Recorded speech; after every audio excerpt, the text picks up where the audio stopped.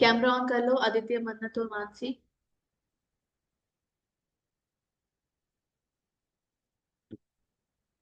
चलो, सबसे पहला है आपका एमसीक्यूज है। Read the following statement carefully. Statement first और सेकंड दी है। हमें करेक्ट ऑल्टरनेटिव चूज करनी है। Statement one is true and statement two is false. Statement one is false and second is true. Both statement first and second are true, both statement first and second are false. सबसे पहले हमें statement दी है, in an economy the level of income increases, it will always proportionately increase the level of consumption. सबसे पहले statement में बोल रहा है कि इकोनॉमी में अगर इनकम इंक्रीज हो रही है तो कंजप्शन भी क्या हो जाएगी, इंक्रीज हो जाएगी। दूसरे में बोल रहा है MPC and MPS are always equal to each other. जो एमपीसी और एमपीएस है दोनों ही आपस में क्या है, इक्वल है एक दूसरे के। हम लिखते हैं MPC equals to MPS plus one, ये MPC plus MPS equals to one. क्या आप मुझे बताओ ये दोनों स्टेटमेंट्स क्या ठीक है? Statement first and second.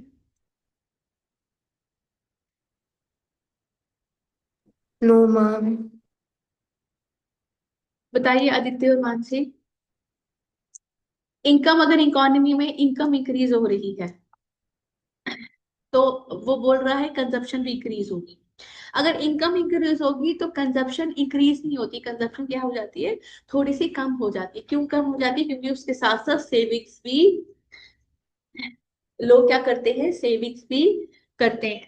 तो क्या ये दोनों स्टेटमेंट्स आपकी ठीक है? क्या एमपीसी और एमपीएस दोनों ही इक्वल होते हैं एक दूसरे के? नहीं होते ना इक्वल। क्या हो गया आदित्य और मानसी?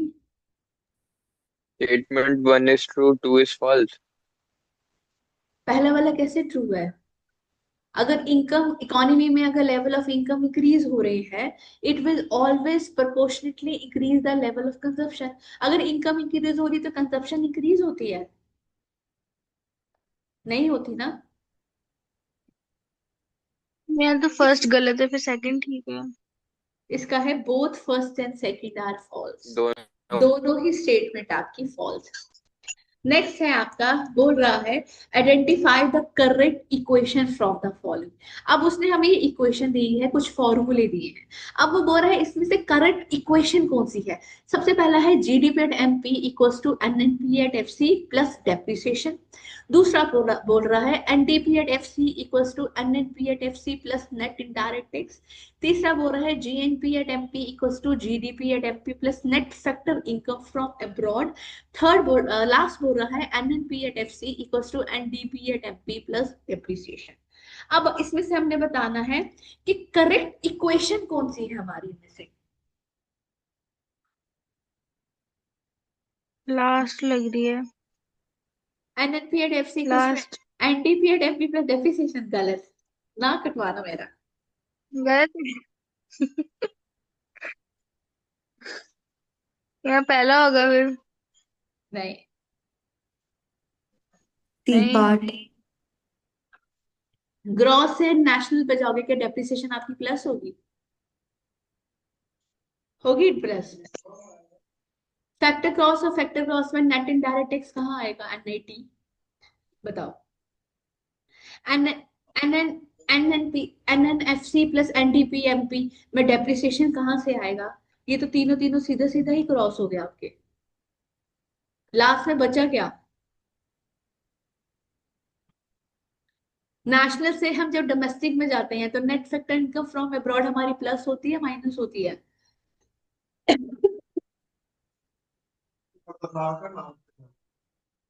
बताइए। माइन क्या होती है मन्नत? नेशनल से जब डोमेस्टिक जाते हैं net factor income from abroad plus होती है माइनस होती है? सॉरी मैम, क्या बोला? मैं कह रही हूँ जब हम नेशनल से डोमेस्टिक जाते हो तो net factor income from abroad आपकी प्लस होती है माइनस होती है? माइनस होती है। और जब आप डोमेस्टिक से नेशनल आते हो तो net factor income from abroad आपका प्लस होता है माइनस प्लस होता है? होती है। Plus plus. होती है। तो इसका इसमें से करेक्ट इक्वेशन कौन सी है? मदद को छोड़कर बाकी सी बताओ। होगी फिर। सी होगी फिर। सी क्यों है correct statement?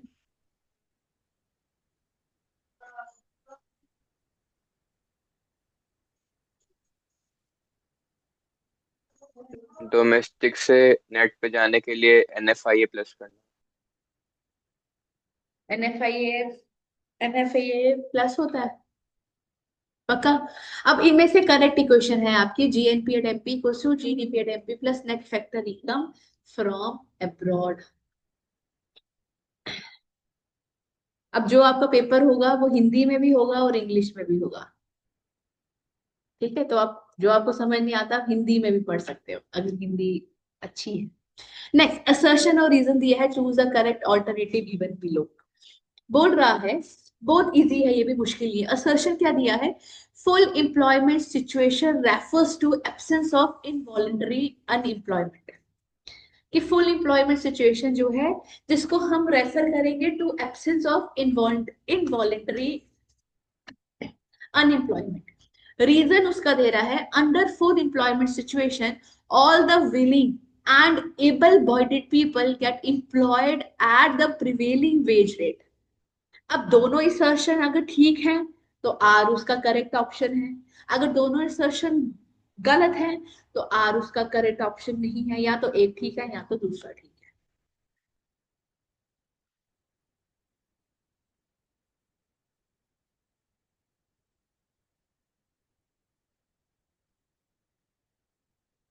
Full employment situation refer to absence of involuntary unemployment. कि फुल एम्प्लॉयमेंट सिचुएशन में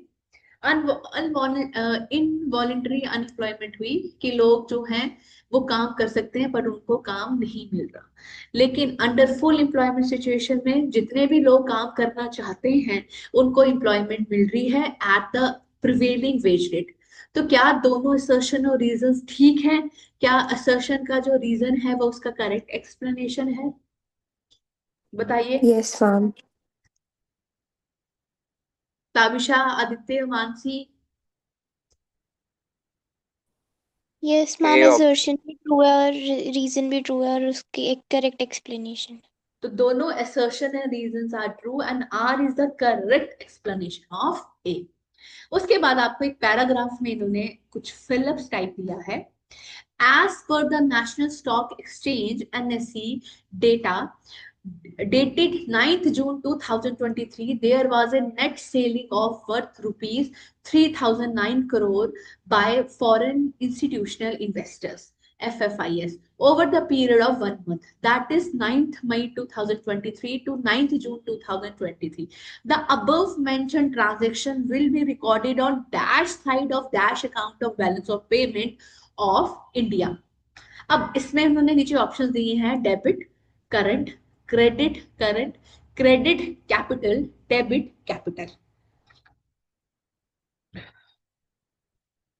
कि नेशनल स्टॉक एक्सचेंज के डेटा के हिसाब से 9 जून 2023 में जो फॉरेन इन्वेस्टर्स थे उन्होंने नेट सेलिंग करी 3009 CR over a period of 1 month.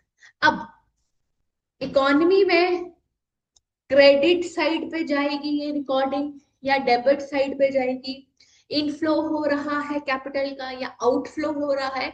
और कौन से अकाउंट, बैलेंस ऑफ अकाउंट के कौन से पेमेंट में ये जाएगा? कैपिटल अकाउंट में जाएगा या करंट अकाउंट में जाएगा?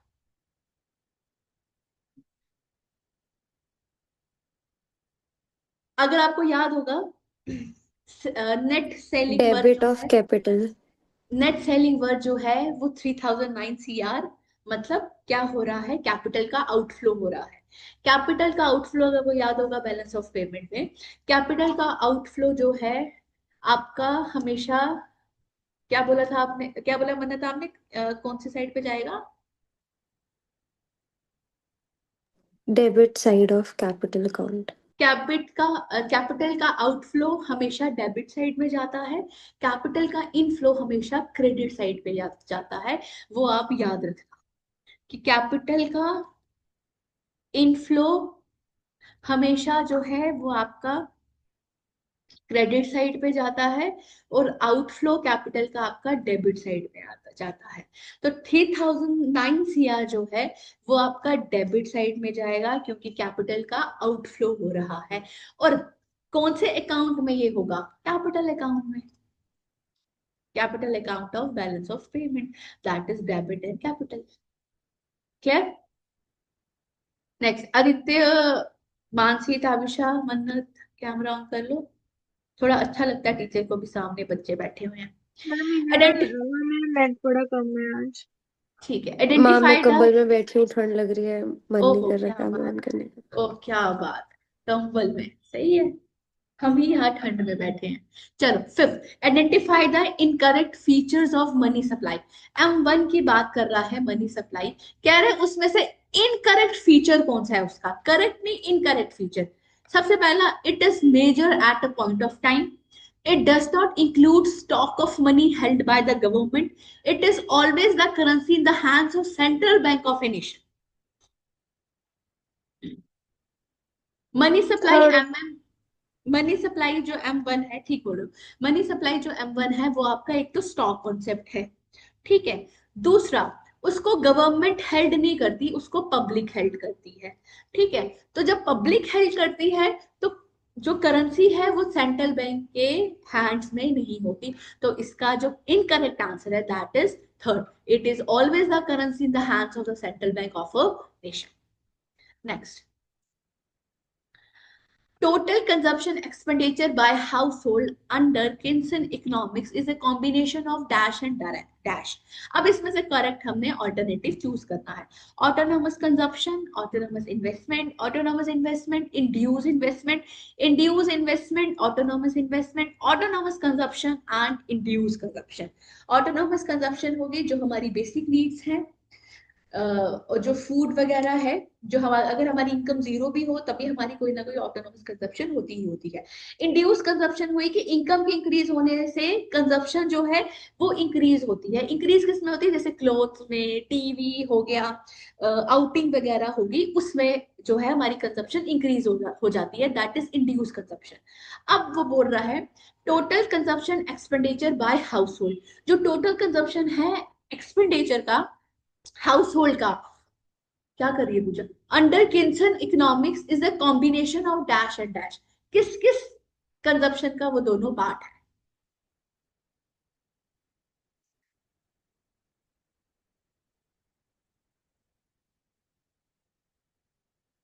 That is autonomous consumption and induced consumption. दो total consumption expenditure household की यही है, एक ऑटोनोमस कंजप्शन जो इनकम जीरो भी हो तभी बेसिक नीड्स, फूड, उन सब की कोई ना कोई मिनिमम कंजप्शन रहती रहती है। दूसरा इंड्यूस कंजप्शन, जो इनकम इंक्रीज होने पे कंजप्शन इंक्रीज होती है। इंड्यूस कंजप्शन हो गया जैसे टीवी वगैरह आपको खरीदना है, आपको आउटिंग्स करनी है, इनकम इंक्रीज होगी तो इंसान आउटिंग ज्यादा करेगा, क्लोथ्स, ये सब, that is induce consumption. Clear?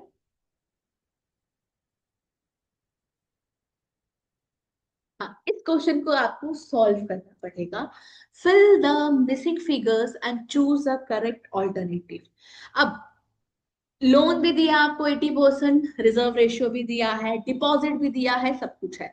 तो हमें पता है यार, इसमें ना सीधा सीधा जो आपका फॉर्मूला है वो वही लगेगा, total deposit equals to initial deposit upon CRR, या आप रिजर्व रेशियो भी लिख सकते हो जो आपको क्वेश्चन में दिया हुआ है। अब जहां जहां उन्होंने हमें पॉइंट्स दिए हैं, मतलब जो जो उन्होंने हमें बोला है, एक तो हमने फर्स्ट यहाँ पे इसको निकालना है, फिर सेकंड निकालना है, थर्ड निकालना है, फोर्थ निकालना है। एक बार इसको आप ट्राई करो, क्या ये आपसे निकलता है? आपको डिपॉजिट दिया हुआ है, कितना लोन पे दिया, 80% वो भी दिया है, रिजर्व रेशियो उसका 20% कितना होगा, एंड देन उसके बाद आपके पास आपको डिपॉजिट दिया है, उसके बाद उन्होंने रेशियो भी दी है कितना लोन पे जाएगा। जरा ट्राई करो, फॉर्मूला आपका यही लगेगा, total deposit equal to initial deposit upon reverse ratio. एक बार इसको जरा आप लोग ट्राई वन करो। का 1,000 होगा, और 2 का 3,200 होगा, हम्म। और बाकी कर रहा हूँ। सी पार्ट हाँ जी, 1030। मैम सी पार्ट होगा इसका आंसर। हाँ, अगर आप दो भी निकाल लेते हो ना, तो अभी आपके ऑप्शंस जो है ना आराम से निकल जाएंगे। 5,000 से आप 4,000 को माइनस करोगे, आपका 1,000 रह जाएगा। 4,000 को आप 800 से मल्टीप्लाई करोगे तो यहाँ पे आपका 3,200 आ जाएगा। एंड देन उसके बाद आपका थर्ड और फोर्थ जो है वैसे भी निकल जाएगा, 25,000 एंड 20,000।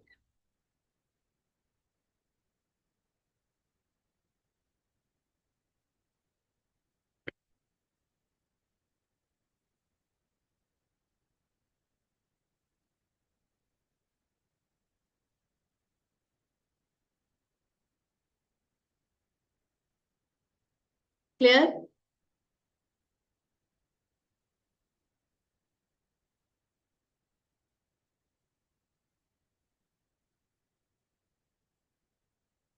क्लियर? मानसी और क्या ताबिशा? Yes, ma'am. Yes. आदित्य, निकाल लिया तुमने? Yes ma'am. डिपॉजिट को आप रेशियो निकाल लोगे, आपका 20% रेशियो है, उसको आप आपस में डिवाइड करोगे, आपका यहाँ पे भी 25,000 निकल जाएगा। फिर 25,000 और 5,000 निकल गया, आपको 20,000 भी निकल जाएगा आराम से। Next, surplus in balance of payment BOP refers to the excess of dash। अब बैलेंस ऑफ पेमेंट में हमें सरप्लस हो गया, अब उसका मतलब क्या है कि हमारे ऑटोनोमस पेमेंट्स जो हैं वो ज्यादा हो गई हैं ऑटोनोमस रिसीट से। हमारा करंट अकाउंट पेमेंट्स ओवर हो गया है ऑटोनोमस रिसीट से। हमारी कैपिटल अकाउंट रिसीट्स जो हैं वो ओवर हो गई कैपिटल अकाउंट पेमेंट से। हमारी ऑटोनोमस रिसीट जो है वो ज्यादा हो गई हैं ऑटोनोमस पेमेंट से।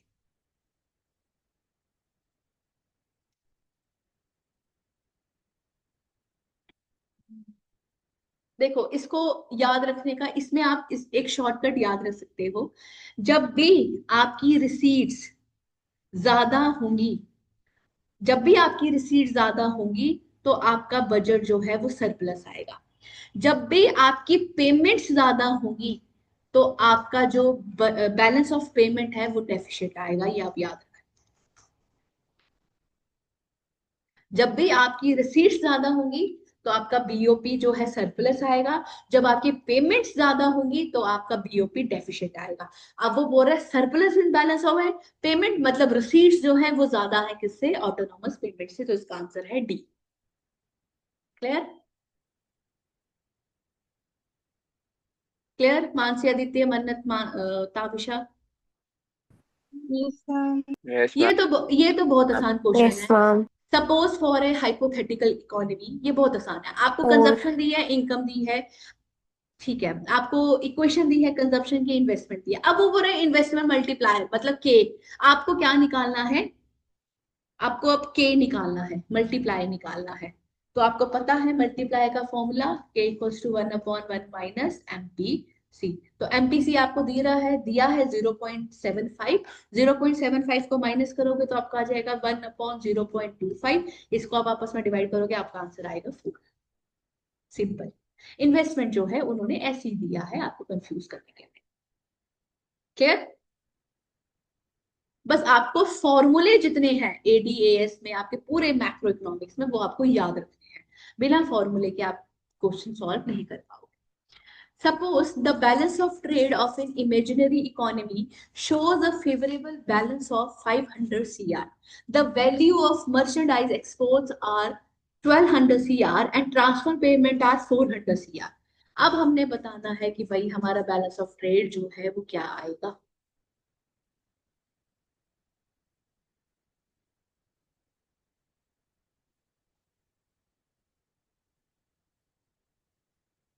The value of merchandise import would be dash दिया। क्या वैल्यू होगी हमारी मर्चेंडाइज बोर्ड की? फेवरेबल बैलेंस है मतलब आपके एक्सपोर्ट जो हैं वो ज्यादा हैं आपके इंपोर्ट से। ठीक है, अब हमें पता है कि भाई बैलेंस ऑफ ट्रेड निकालने के लिए, बैलेंस ऑफ ट्रेड निकालने के लिए क्या फॉर्मूला हमारा अप्लाई होता है? एक्सपोर्ट माइनस इंपोर्ट, यही होता है। ट्रांसफर पेमेंट जो है वो बैलेंस ऑफ ट्रेड में काउंट नहीं की जाती है। अब एक्सपोर्ट्स हमारे कितने हैं? 1200। अगर हम ये वाला फॉर्मूला लगाएं, BOT equals to export minus import, balance of trade कितना हुआ 500 CR का, एक्सपोर्ट कितना है 1200, इंपोर्ट हमें नहीं पता, दोनों का आपस में माइनस करेंगे तो इंपोर्ट हमारा आ जाएगा 700। इंपोर्ट कितना आ गया 700। क्लियर? मानसी, आदित्य, मन्नत, ताविशा। Yes ma'am. ये आपको याद रखना है कि फेवरेबल बैलेंस है मतलब एक्सपोर्ट ज्यादा है और इंपोर्ट जो है वो कम है। नेक्स्ट, आपको एक फॉर्मूल क्वेश्चन दिया है, ना इसमें आपको लिखा गया है कि इनकम मेथड है, ना लिखा गया है इसमें एक्सपेंडिचर है, कुछ भी नहीं लिखा हुआ है। अब अगर हम इसकी सारी चीजें पढ़ें, government final consumption expenditure, consumption house hold final consumption expenditure, inventory, investment, import and export, तो हमें पता चल जाएगा यार ये ना एक्सपेंडिचर मेथड है। ठीक है, एक्सपेंडिचर मेथड के सारे पर्टिकुलर्स इन्होंने उठाए हुए हैं। अब वो कह रहा है एक इमेजिनरी इकोनॉमी है जिसमें estimate value of net domestic product at factor cost, NDP-FC, वो आपको निकालना है। ठीक है, और इस क्वेश्चन के साथ आपको और भी दिया गया है, या तो आप बी पार्ट के ये दोनों क्वेश्चन कर लो, एक तो concept of externalities with the help of suitable example, या डिफाइन ऑपरेटिंग सरप्लस। अब इन दोनों में से आप दो, या तो ये दो क्वेश्चन कर लो या तो ये कर लो। तो मुझे लगता है ये फॉर्मूला जो है वो ज्यादा इजी है। NDP-FC आपको निकालना है, तीन चीजें हैं, consumption, investment and government expenditure, consumption, investment and next export, तो तीनों को ही आप आराम से निकाल सकते हो। बताओ निकलेगा क्वेश्चन? मानसी, आदित्य, मन्नत, ताबिशा, यस। बताओ क्या यस आंसर मैम। आएगा इसका? अगर हम कंजप्शन निकालें तो आपको हाउस होल्ड फाइनल कंजप्शन कितना दिया है 470, और आपको गवर्नमेंट फाइनल कंजप्शन कितना दिया है 320, तो 470 और 320 कितना हो गया 790। उसके बाद इन्वेस्टमेंट की बात करें, gross domestic fix capital formation आपको दिया है 200, और फिर आपको इन्वेंटरी इन्वेस्टमेंट दी है -40, प्लस माइनस माइनस हो जाएगा, 20 माइनस 40 कितना हो गया 60। उसके बाद एक्सपोर्ट्स की बात करें, नेट एक्सपोर्ट्स की, तो आपको एक्सपोर्ट 50 दिया है और इंपोर्ट 60 दिया है, तो 50 माइनस 60 कितना हो जाएगा -10। बस आप सबको प्लस कर लो, 790 प्लस 60 प्लस माइनस माइनस 10, कितना आंसर आ जाएगा आपका 790 प्लस 60 -10, ये आपका 940 आ जाएगा GDP@MP।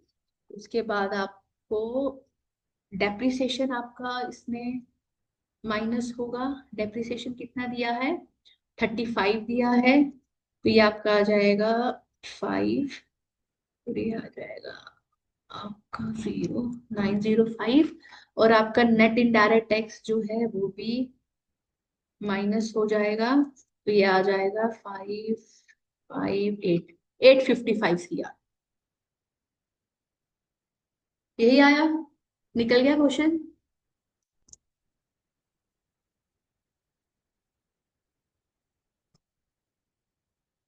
Yes ma'am. Aditya, Mansi, Tabisha, आप ऐसे भी कर सकते हो, आप कंजप्शन एक साइड कर लो, इन्वेस्टमेंट एक साइड कर लो, एक्सपोर्ट एक साइड कर लो, आप ऐसे भी कर सकते हो, और आप सीधा सबको प्लस करके भी वैसे कर सकते हो। ठीक है, जैसे आपकी मर्जी। आंसर है 85 CR। मानसी और ताबिशा क्लियर? Yes, ma'am. उसके बाद उसने आपको बोला है elaborate the concept of externalities with the help of suitable examples. तो हमें पता है एक्सटर्नलिटीज क्या होता है,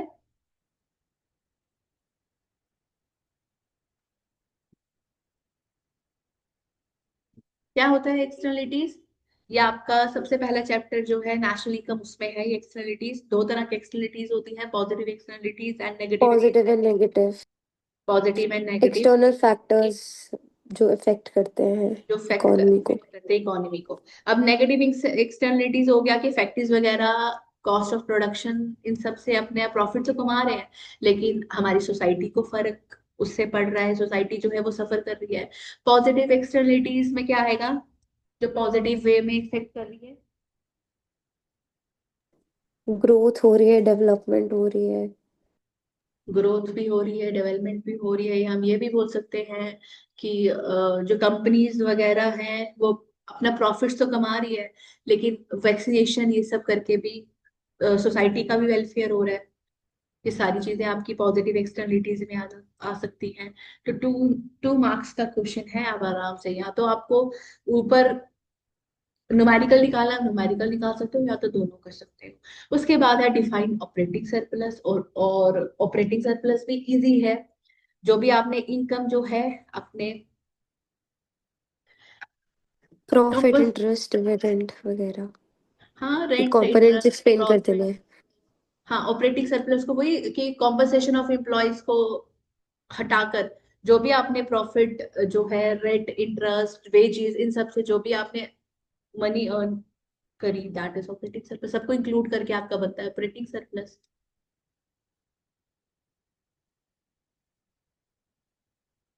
क्लियर? 1 मार्क का क्वेश्चन है, तो आप आराम से इसको एक्सप्लेन कर सकते हो। ये क्या हो गया, ये छोड़ क्यों रहे हैं दोनों? Clear? Tabisha, Aditya, Mansi. Yes, ma'am. Next. Next उन्होंने, ये शायद इसी का ही थर्ड है, 12th क्वेश्चन है, distinguish between fix exchange rate and flexible exchange rate. ये भी नोट्स में है, मैंने दिया हुआ है, फिक्स एक्सचेंज रेट और फ्लेक्सिबल एक्सचेंज रेट। सिंपल सा है। फिक्स एक्सचेंज रेट जो है, गवर्नमेंट जो है एक्सचेंज रेट को फिक्स करती है, और जो आपका फ्लेक्सिबल एक्सचेंज रेट है वो मार्केट फोर्स जो है, demand for foreign currency and supply of foreign currency, market forces से जो है एक्सचेंज रेट सिस्टम रखा जाता है। तो that is fix exchange rate system and flexible exchange rate system. और अगर बीओपी में, नहीं, आप मुझे बताओ, फिक्स एक्सचेंज रेट सिस्टम में हम, अगर हमारा बीओपी में को कंट्रोल करना हो, बैलेंस ऑफ पेमेंट को कंट्रोल करना हो, तो हम कैसे करेंगे fix exchange rate system?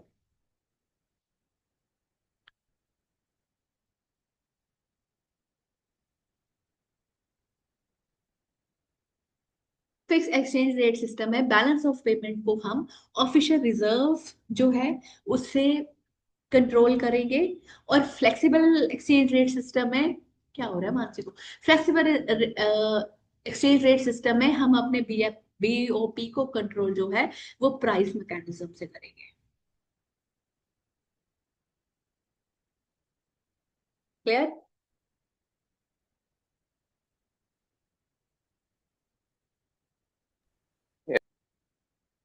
Next, ये भी क्वेश्चन आसान है। Complete the following table, construct express the consumption function at 200 CR level of income. कि भाई इनकम का जो लेवल है वो कंजप्शन फंक्शन बताया है उन्होंने 200 सीआर लेवल ऑफ इनकम है, मतलब इनकम जो पहले 100 थी वो 200 हो गई है। अब इनकम हमें यहाँ पे दी है 0, 100, 200, 300। सेविंग्स हमें बताई है पहले -30 थी, अब 100 पे कितनी होगी, 200 पे कितनी होगी, 300 पे कितनी होगी। APC, average propensity to consume, हमें दिया गया है। हमें मार्जिनल प्रोपेंसिटी टू सेव निकालना है, मतलब इस इक्वेशन को हमें सॉल्व करना है। होगा ये क्वेश्चन आपसे सॉल्व? Yes ma'am. मैम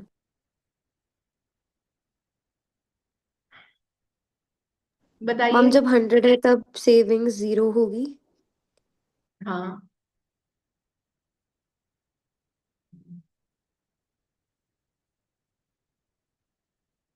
इस क्वेश्चन को करने के लिए आपके 3 ही फॉर्मूले जो गोल्डन रूल्स है वही लगेंगे।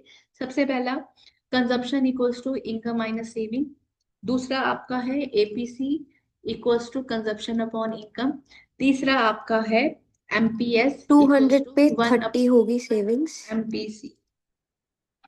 पहले पे 0 होगी, 200 पे 30 होगी। 30 30। होगी, हाँ 30 ठीक है, और 300 पे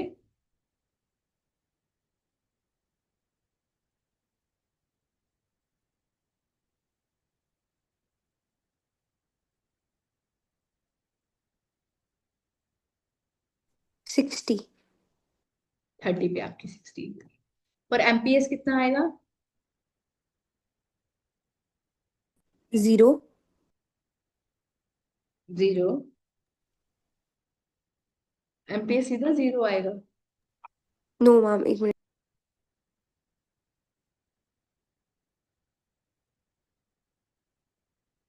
0.3। 0.3। 0.3 आएगा हर जगह। 0.3 0.3। मानसी समझ आया क्वेश्चन कैसे निकला?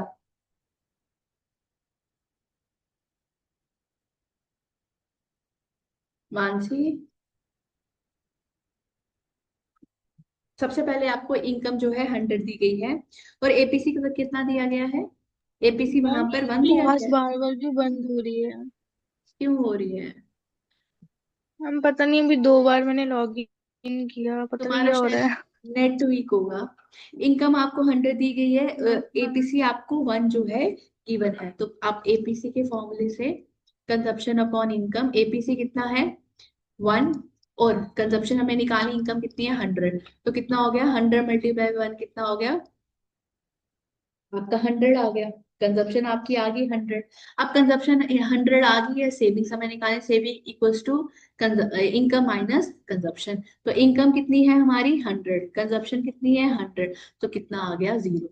तो एट 100 जब आपकी कंजप्शन थी, इनकम आपकी कितनी थी 0 थी। और ऐसे ही आप इनकम जो है 200 लेवल पे निकालोगे और 300 लेवल पे निकालोगे, सेम इस तरह से। क्लियर? Yes ma'am. काविशादित्य, यस मैम। दूसरे जब जब आपकी इनकम 200 है, तब आपकी कंजप्शन जो है 170 आएगी। और जब आपकी इनकम जो है वो नेक्स्ट कौन सी 300, जब आपकी इनकम जो है 300 है, तब आपकी कंजप्शन आई थिंक 240 समथिंग आएगी, क्योंकि उसके पास 0.8 है ना, 240 समथिंग आएगी।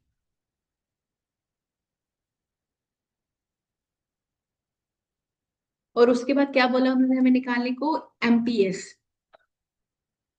एमपीएस हमने निकालना है, तो सिंपल सा है, आपको निकल जाएगा एमपीएस।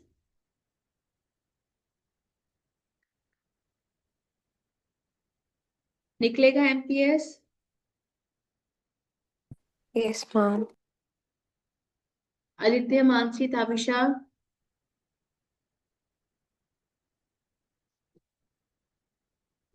निकल जाएगा। बताओ फिर कितना आएगा MPS?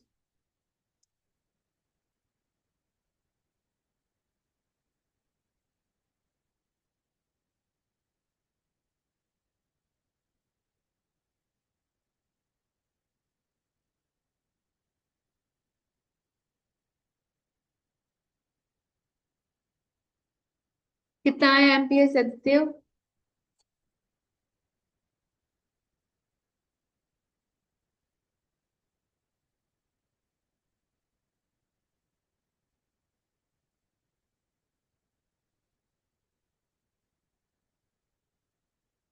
Zero point three MPS जो है वो आपका 0.3, और वो हर लेवल पे आपका 0.3 ही आएगा। सिंपल सा क्वेश्चन है, बस आपको ये 3 फॉर्मूले याद रखने हैं और आपका ये पूरा पूरा क्वेश्चन जो है आराम से निकल जाएगा।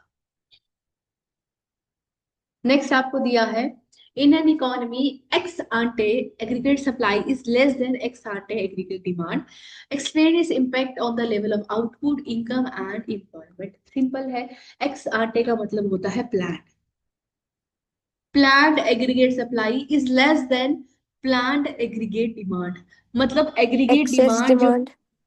हाँ एग्रीगेट डिमांड जो है वो ज्यादा है एग्रीगेट सप्लाई के। तो जब डिमांड ज्यादा है और सप्लाई कम है, तो क्या होगा? डिमांड ज्यादा है तो प्रोड्यूसर क्या करेगा? प्रोडक्शन को इंक्रीज करेगा। प्रोडक्शन को इंक्रीज करने से employment increase, employment level.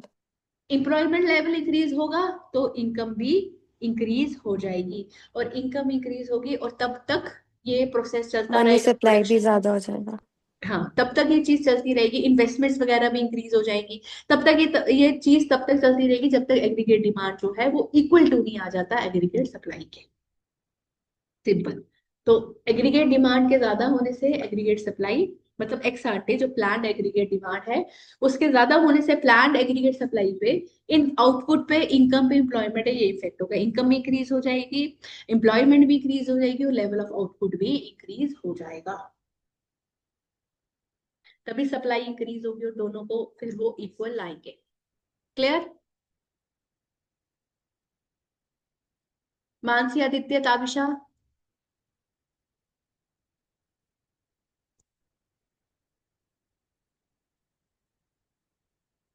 Aditya, ताबिशा? ताबिशा है क्या?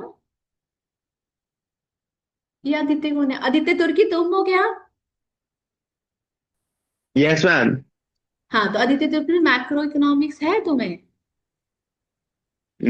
मैक्रो इकोनॉमिक्स नहीं है। मैक्रो इकोनॉमिक्स नहीं है तुम्हें? है। अच्छा, तो तुम CBSE में हो, स्टेट बोर्ड में हो? स्टेट बोर्ड में हूँ। हाँ, तो CBSE का पेपर सॉल्व करके क्या करोगे, जरा बताइए। इसमें वो मैक्रो के नहीं होंगे क्वेश्चन आंसर्स? क्वेश्चंस तो होंगे, तुम्हारा पेपर इनसे ज्यादा इजी आता है, तुम्हारा इतना डिफिकल्ट